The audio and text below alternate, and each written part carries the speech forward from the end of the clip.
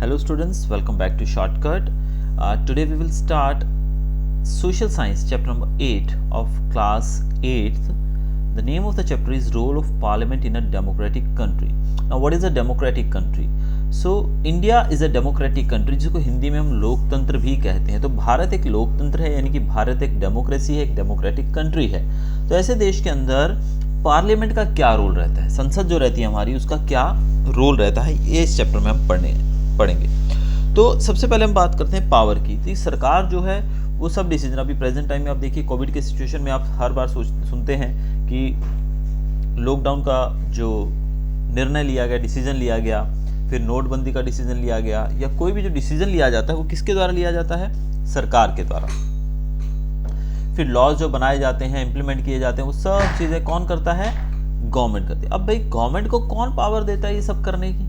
अब इसका उत्तर है कि जिस कंट्री के अंदर किस प्रकार की सरकार है उसी पे डिपेंड करता है उस देश की पावर। सरकार को जो पावर है वो कैसे मिलती है, वहाँ पर किस प्रकार से सरकार चुनी जाती है उस पर डिपेंड करता है। जैसे कि भारत की बात करें, भारत के अंदर डेमोक्रेटिक कंट्री है भारत, एक डेमोक्रेटिक गवर्नमेंट है भारत के अंदर, यानी कि पावर जो है डायरेक्टली लोगों के हाथ में है। यानी कि हम अपने नेता चुनते हैं 5 साल के लिए, तो हम जो नेता चुनते हैं वो हमारे द्वारा दी गई पावर का इस्तेमाल करते हैं और उसी के कारण वो डिसीजंस लेते हैं और लॉज को इम्प्लीमेंट करते हैं। तो कैसे होता है ये? हमारे द्वारा दी गई पावर के कारण। अब they elect their leaders by casting vote. अब हम लोग लीडर कैसे चुनते हैं? अभी हम क्या करते हैं? वोटिंग करते हैं। आप जानते हैं कि हर 5 साल में एक बार वोटिंग होती है, तो वोटिंग के द्वारा हम अपने लीडर्स चुनते हैं। और जो लीडर्स और रिप्रेजेंटेटिव जो हम चुनते हैं वो क्या बनाते हैं?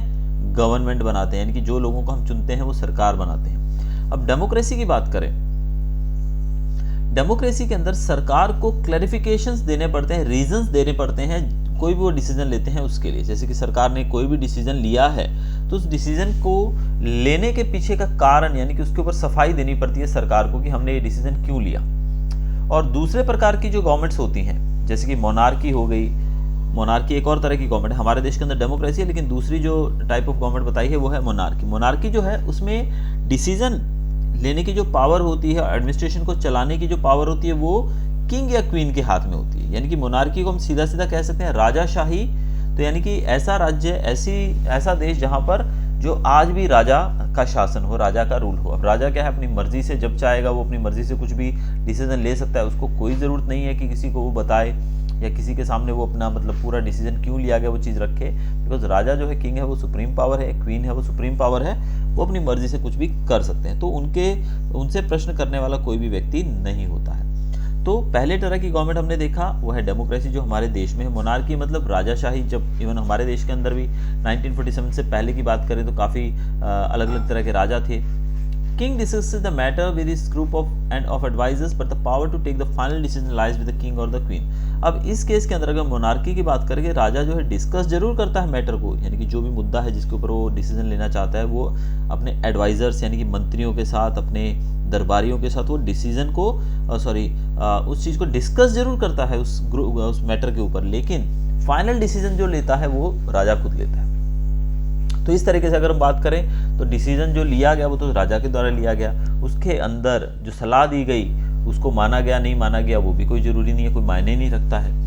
The most important characteristic of democracy is that the sole power to rule is not in the hands of one person और a group of people. Every citizen is a member in the decision making process. People themselves are the creators of their destiny. तो democracy की एक खास बात ये बताई गई है कि डेमोक्रेसी के अंदर जो पावर है, जो डिसीजन लेने की पावर है, वो एक व्यक्ति के हाथ में नहीं होती है, वो ग्रुप ऑफ पीपल के हाथ में भी नहीं होती है कि एक पर्टिकुलर वर्ग है, भी ये 10 लोग हैं ये डिसीजन लेंगे, ऐसा कुछ नहीं है। तो डेमोक्रेसी के अंदर हर एक जो सिटीजन है देश का, हर एक वो व्यक्ति जो वोट डालता है, वो इसके अंदर पूरे तरीके से भागीदार है डिसीजन मेकिंग में।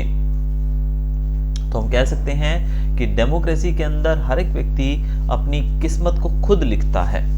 The word democracy in Gujarati is लोकशाही। डेमोक्रेसी को अगर हम गुजराती में देखें तो गुजराती में इसको लोकशाही कहा जाता है। और जो डेमोक्रेटिक गवर्नमेंट है वो लोगों के लिए होती है। किसके लिए? जैसे कि आप जानते हैं डेमोक्रेसी की अगर हम बात करें तो डेमोक्रेसी में हम ये भी बोलते हैं the government of the people, for the people and bye the people. यानी कि सरकार ऐसी जो लोगों के द्वारा चुनी जाती है, लोगों में से चुनी जाती है और लोगों के लिए ही वो काम करती है। तो मेन ऑब्जेक्टिव जो रहता है इस गवर्नमेंट का वो लोगों की भलाई के लिए काम करना रहता है। Democracy is run by people as the representative selected by the people run the administration. Democracy के अंदर जो लोग हैं, जो रिप्रेजेंटेटिव्स हैं, जो हम चुनते हैं, जिन रिप्रेजेंटेटिव से मेरा मतलब यहाँ पर है नेताओं से, यानी कि डेमोक्रेसी के अंदर मैंने वोट डाला, मैंने नेताओं को चुना, अब वो लोग देश को चला रहे हैं, एडमिनिस्ट्रेशन को चला रहे हैं, लेकिन उनको चुना किसने? मैंने चुना। तो यहाँ पर हम कुछ और डिटेल यहाँ देखिए, एक डायग्राम के द्वारा बताया गया फॉर्म्स ऑफ गवर्नमेंट। दो तरह की सरकार बताई गई, पहली मोनार्की और दूसरा डेमोक्रेसी। मोनार्की और डेमोक्रेसी, मोनार्की में राजा है, अपनी मर्जी से रूल करता है, उसका सब पावर उसी के हाथ में होती है। डेमोक्रेसी की बात करें तो डेमोक्रेसी के दो फॉर्म्स होते हैं, एक होता है प्रेसिडेंशियल गवर्नमेंट, दूसरा होता है पार्लियामेंट्री गवर्नमेंट। प्रेसिडेंशियल गवर्नमेंट जो है उसमें भी दो पार्ट्स होते हैं, एक यूनिटरी गवर्नमेंट होती है और एक फेडरल गवर्नमेंट होती है, और पार्लियामेंट्री गवर्नमेंट के अंदर यूनिटरी गवर्नमेंट भी होती है और फेडरल स्टेट भी होती है। तो ये है स्ट्रक्चर जो कि गवर्नमेंट का है। आगे देखते हैं, your school must have been organising elections for the school panchayat. Similarly your class monitor also must have been elected. At times it happens that the monitor is not elected but selected directly. As a result, others who wanted to be the monitor feel discontented and express their disapproval.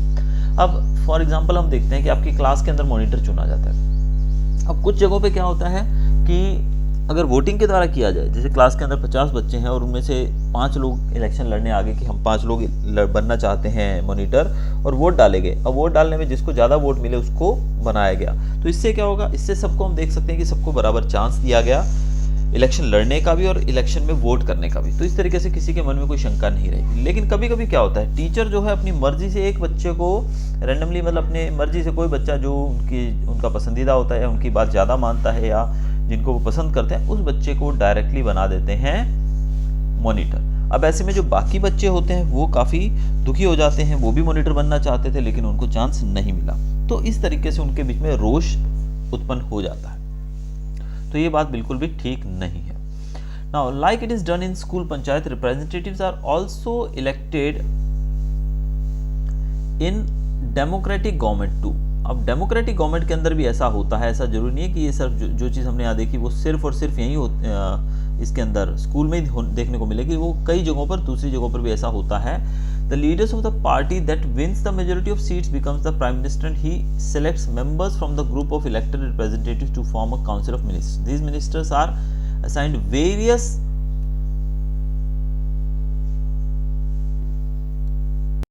Departments and duties. अब देखिए, जैसे यहाँ पर हमने school में देखा, school panchayat में भी इलेक्शंस होते हैं। अब इलेक्शंस के अलग तरीके बताए गए हैं। अब भारत के अंदर जब इलेक्शन होते हैं तो सबसे पहले क्या होता है कि जिस पार्टी को सबसे ज़्यादा सीट्स मिलती हैं, यानी कि जो पार्टी के लीडर्स ज़्यादा जीतते हैं, यानी कि जिस पार्टी के नेता ज़्यादा जीतेंगे, उस पार्टी के किसी भी एक व्यक्ति को पार्टी की सहमति से प्राइम मिनिस्टर बनाया जाता है। और फिर जो प्राइम मिनिस्टर रहता है वो जीते हुए रिप्रेजेंटेटिव्स में से, जो उसकी पार्टी के जीते हुए लोग हैं, उसमें से अपनी काउंसिल ऑफ मिनिस्टर्स चुनेगा, यानी कि अपना मंत्रालय वो बनाएगा। जैसे प्रेजेंट टाइम की बात करें, श्री नरेंद्र मोदी जो है वो हमारे प्राइम मिनिस्टर हैं, लेकिन उनका मंत्रालय जो है, बाकी मंत्री है वो उन्होंने अपनी मर्जी से चुने हैं, सबकी सहमति से, यानी कि मिलजुल कर। ये पार्टी की ड्यूटी होती है कि वो ऐसा करे। सो भी व्हाट इज योर प्रॉब्लम? तो किस तरीके से हमने देखा कि इलेक्शंस के अंदर जो पार्टी सबसे ज़्यादा वोट पाती है, सिंपल कैलकुलेशंस ये हैं कि भारत के अंदर जितनी भी इलेक्शंस होते हैं उसमें जो टोटल सीट्स हैं हमारी, उन टोटल सीट्स में से आधे से ज़्यादा सीट्स जिस पार्टी को मिलती हैं वो पार्टी को हम कहते हैं कि मेजॉरिटी है या फिर बहुमत मिल गया है।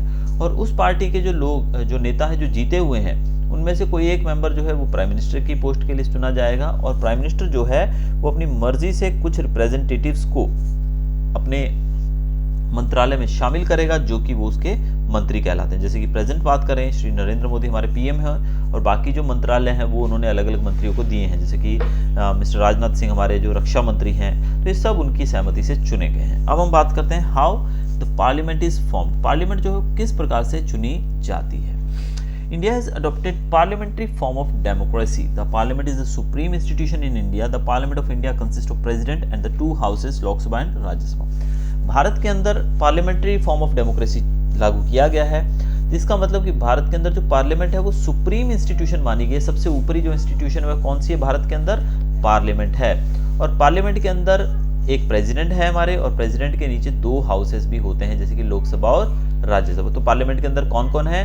प्रेसिडेंट, लोकसभा और राज्यसभा। लोकसभा और राज्यसभा जो है, जिसको हम लोअर हाउस और अपर हाउस के नाम से भी जानते हैं।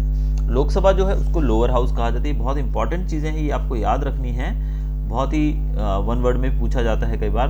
तो लोकसभा जो है उसको लोअर हाउस के नाम से भी जाना जाता है, और राज्यसभा जो है उसको अपर हाउस के नाम से भी जाना जाता है। पार्लियामेंट के देखिए, यहां पर देखिए पार्लियामेंट के अंदर प्रेसिडेंट आता है, और प्रेसिडेंट के अलावा यहाँ पर लोकसभा, जो कि भारत की बात की जाए, टोटल मेंबर्स जो लोकसभा के हैं वो 545, जिसमें से गुजरात के अंदर 26 सीट्स हैं। यानी कि टोटल सीट्स हैं भारत के अंदर वो 545 है, जिसमें से गुजरात में 26 सीट्स लोकसभा में गिनी जाती हैं। राज्यसभा की बात की जाए, टोटल मेंबर्स हैं 250, जिसमें से 11 सीट्स गुजरात में से वहाँ पर दी जाती हैं। The Indian parliament formed post independence the symbol of trust of the people of India. तो पार्लियामेंट जो है वो लोगों के विश्वास का प्रतीक है। इसके जो मेन फीचर्स हैं वो है, main features in decision making in a democracy are people's consent and their participation, यानी कि लोग कितना उसमें पार्टिसिपेट करते हैं, ये मेन फीचर रहता है। और हमारे सिस्टम की बात की जाए, यानी कि हमारी सरकार की बात की जाए, तो पार्लियामेंट जो है उसको कंप्लीट पावर दिया गया है, क्योंकि इसके जो लोग हैं, जो नेता है, वो चुने जाते हैं लोगों के द्वारा। यानी कि चुनता कौन है? इन नेताओं को हम लोग चुनते हैं, इसी कारण से इनको totally full freedom, full power दी गई है। अब पार्लियामेंट के कुछ फंक्शंस की बात करते हैं। पार्लियामेंट के कौन कौन से फंक्शंस हैं? To control the government and to provide information and guidance to it. अब सरकार को कंट्रोल करना और इन्फॉर्मेशन देना, यानी कि सरकार अपनी मर्जी से कुछ भी करती रहे, ऐसा नहीं होता है। तो सरकार को कंट्रोल करने का काम है, इन्फॉर्मेशन देना उनके बारे में, और गाइड करना सरकार को। ये सब चीज़ें पार्लियामेंट के फंक्शंस में आती हैं। To make laws and make amendments in them. Laws, कानून बनाना पार्लियामेंट में बनाया जाता है, और अमेंडमेंट्स यानी कि बदलाव करना, जो पुराने कानून हैं उनमें कुछ बदलाव किया जाना चाहिए, तो वो भी पार्लियामेंट में ही होता है। नाउ अब हम बात करते हैं। अब सबसे पहले मैं एक बार फिर आपको दोहराना चाहूँगा कि किस प्रकार से सरकार बनाई जाती है। बहुत सारे बच्चों को नहीं पता होता। मैं यहाँ पर एक चार्ट के द्वारा आपको डिक्लेयर करूँगा कि किस प्रकार से सरकार बनाई जाती है। तो जैसे कि हमने देखा कि भारत के अंदर जो लोकसभा है उसके अंदर 545 सीट्स हैं, यानी कि पूरे देश के अंदर जब इलेक्शन होते हैं तो टोटल कितनी सीट्स के ऊपर इलेक्शन होते हैं? 545 सीट्स होती हैं टोटल। तो 545 सीट्स में से आधे से ज़्यादा, यानी कि अगर हम इसको 2 से डिवाइड कर लें तो कितनी सीट्स बचती हैं? यानी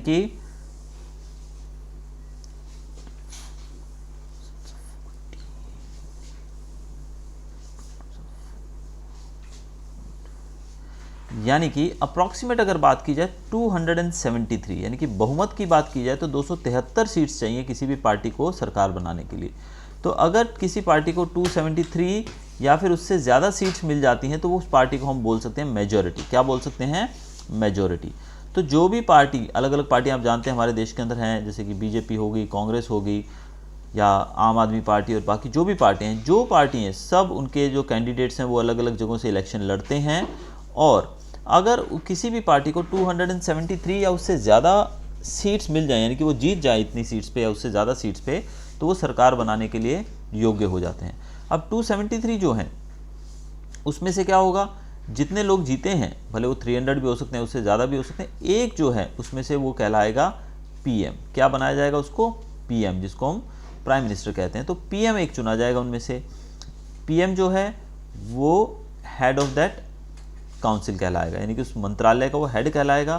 फिर वो अपने नीचे अलग अलग मंत्रालयों को, अलग अलग जो मंत्री हैं उनको चुनेगा और अलग अलग मंत्रालयों का मंत्री उनको बनाएगा। जैसे कि अगर हम बात करें, उसमें से किसी के लिए डिफेंस मिनिस्ट्री चुनी जाएगी, यानी कि डिफेंस मिनिस्टर बनाया जाएगा। देन फाइनेंस मिनिस्टर हो गया, देन रेलवे मिनिस्टर हो गया, हेल्थ मिनिस्टर हो गया, एटसेट्रा। तो ये बहुत सारे जो मंत्रालय हैं वो अपनी मर्जी से, मतलब वो नीचे चुनेगा, और अपने जो मंत्री, जो लोग यहाँ पर इनके मंत्रालय में जीते हुए लोग थे जो इनकी पार्टी से, उन सबको इनके अलग अलग मंत्रालयों के नेता वो हेड बना देगा। तो इस तरीके से जो प्राइम मिनिस्टर है वो काम करता है। अब हम बात करेंगे how is Lok Sabha formed. Lok Sabha की बात करते हैं। लोकसभा जिसको हाउस ऑफ पीपल भी कहा जाता है, जिसको लोअर हाउस भी कहते हैं हम लोग। The election of the Lok Sabha and the state legislative assembly, that is Vidhan Sabha, are conducted in same way. Lok Sabha elections are held every 5 years। Lok Sabha के जो इलेक्शन होते हैं हर 5 साल में होते हैं। ये चीज़ आपको ध्यान रखनी है, कितनी साल में इलेक्शन होते हैं, हर 5 साल में होते हैं। Each constituency is represented by 1 elected member in the parliament. Constituency की बात कीजिए, अब कॉन्स्टिट्यूएंसी क्या होती है? अब भारत इतना बड़ा देश है कि इसके अंदर एक एक स्टेट में अगर एक एक व्यक्ति को दिया जाए चांस, तो एक स्टेट, हमारी स्टेट्स भी इतनी बड़ी हैं, इस कारण से पूरे देश का प्रॉपर विकास हो सके, प्रॉपर डेवलपमेंट हो सके, इसलिए देश को छोटी छोटी कॉन्स्टिट्यूएंसीज में बांटा गया। कॉन्स्टिट्यूएंसी एक सिंपल भाषा में अगर हम बात करें, छोटे छोटे पार्ट्स में बांट लिया गया है पूरे देश को, और हर एक पार्ट को एक नाम दिया गया है कॉन्स्टिट्यूएंसी। तो हर एक कॉन्स्टिट्यूएंसी से एक मेंबर चुना जाता है पार्लियामेंट के अंदर। The candidates who contest for the seat in parliament are usually active in various political parties. जो लोग इलेक्शन लड़ते हैं वो अलग अलग पार्टीज के अंदर एक्टिव मेंबर्स होते हैं। The elected candidate is known as MP। जो इलेक्टेड मेंबर, जो मेंबर चुना जाता है, जीत जाता है, उसको MP कहा जाता है। क्या कहते हैं हम? MP। MP का फुल फॉर्म होता है member of parliament. All these elected members collectively form Lok Sabha. तो जितने भी MPs होते हैं जो जीत जाते हैं उनको मेंबर ऑफ पार्लियामेंट कहा जाता है। सारे जो इलेक्टेड मेंबर्स होते हैं यानी कि MPs जो होते हैं वो मिलकर लोकसभा बनाते हैं, यानी कि इन सबको मिला दिया जाए तो लोकसभा बन जाती है।